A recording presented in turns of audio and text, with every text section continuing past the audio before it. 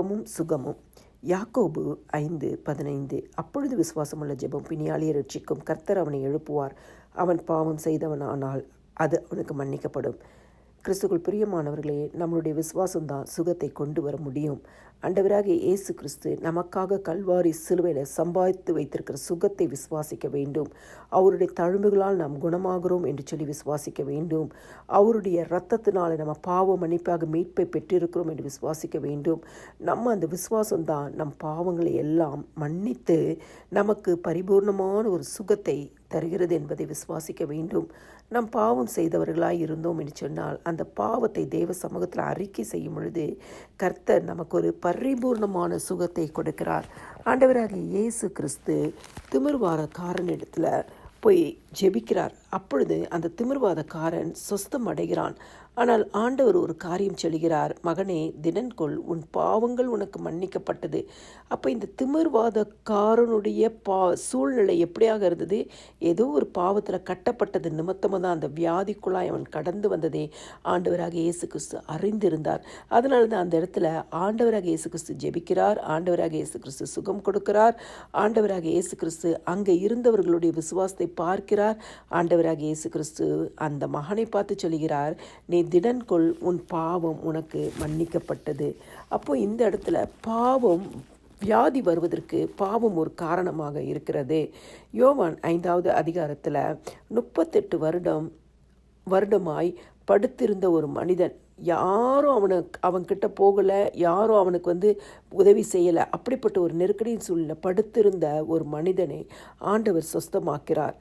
பின்பு ஆண்டவர் அவனை பார்த்து சொல்கிற ஒரு வார்த்தை, இதோ நீ சொஸ்தமானாய், அதிக கேடானதொன்றையும் உனக்கு வராதபடி இனி பாவம் செய்யாதே. அப்போ இந்த பாவம் நம்மளுடைய வாழ்க்கையில் இருக்கும் பொழுது இப்படிப்பட்ட சூழ்நிலைகள், இப்படிப்பட்ட வியாதிகள் வர காரணமாக இருக்கிறது. கிறிஸ்துக்குள் பிரியமானவர்களே, எந்த வியாதியை சுகமாக்க நம்ம ஆண்டவராக இயேசு கிறிஸ்துவினால் கூடும்.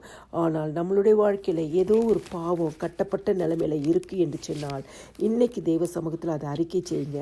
தேவன் நிச்சயமாகவே உங்களுக்கு விடுதலை கொடுப்பார். பாவம்தான் வியாதிக்கு காரணம் என்று சொல்ல முடியாது.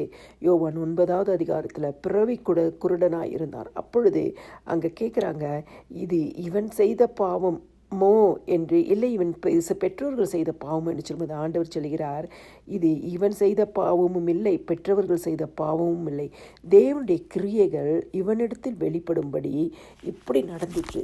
சில நேரம் கர்த்தர் தம்முடைய நாமத்தின் மகிமையை வெளிப்படுத்தும்படியாய் காரியங்களை இப்படி மாற்றி கொடுப்பார். ஆனால் எல்லா வியாதியும் பாவத்தினால தான் வந்தது என்று சொல்லக்கூடாது. பாவம் இருந்தால் பாவத்தை அறிக்கை செய்து விட்டுவிடும் பொழுது வியாதி சொஸ்தமாக்கப்படும். சங்கீதம் 103:3 சொல்கிறது, அவர் உன் அக்கிரமங்களை எல்லாம் மன்னித்து உன் நோய்களை குணமாக்கி.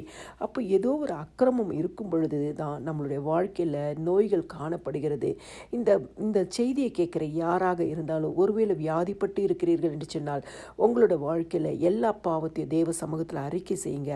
பாவங்கள் மன்னிக்கப்படும், அக்கிரமங்கள் நீக்கப்படும், நோய்கள் குணமாக்கப்படும். ஆண்டவராகிய இயேசு கிறிஸ்துவின் இரத்தம், கல்வாரி சிலுவையில் சிந்தப்பட்ட இரத்தம், உயிர்த்தெழுந்த ஆண்டவருடைய இயேசு கிறிஸ்துவின் வல்லமை இந்த நாள் உங்கள் சரீரத்திற்குள்ளே பாய்ந்தாடும். எப்படிப்பட்ட வியாதியின் கட்டுகளாக இருந்தாலும், அது எப்படிப்பட்ட வலி வேதனைகளாக இருந்தாலும், டாக்டர்ஸ் என்ன சொல்லியிருந்தாலும் ஆண்டவராகிய இயேசு கிறிஸ்துவினால் மாற்ற முடியும், சுகம் தர முடியும்.